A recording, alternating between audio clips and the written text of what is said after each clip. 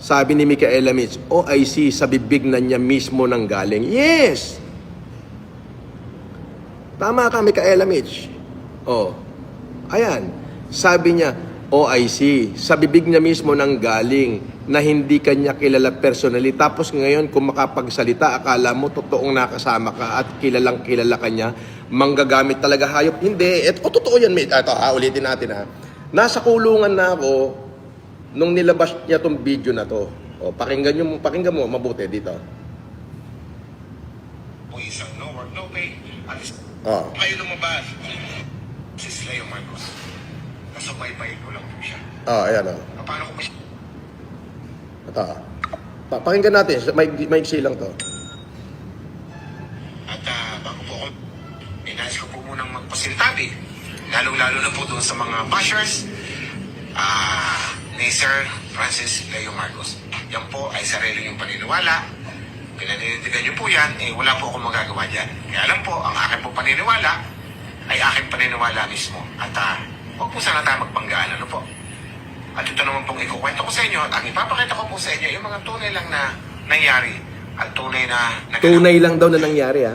wala po kaming personal na pagkakakilanlan ni Mr. Francis Leo Marcos. Nasubaybay ko lang po siya.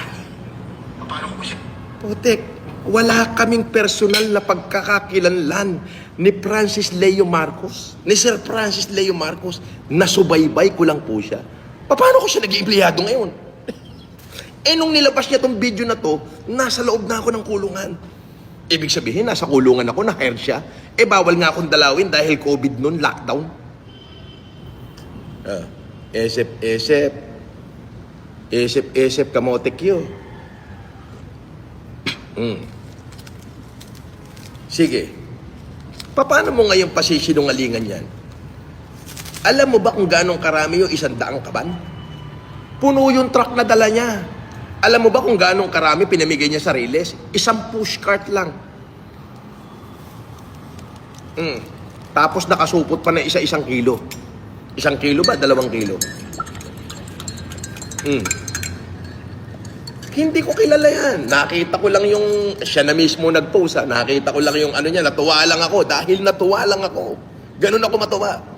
O Yama, hanapin mo to. Bigyan mo 100 sako yan. In-interview lang ako ng DCRH ni Ka Henry Uri. Natuwa lang ako sa interview. Ka Henry, pumikap ka ng 5 tonelada para siya sa San Antonio, Quezon. Ganun ako matuwa noon.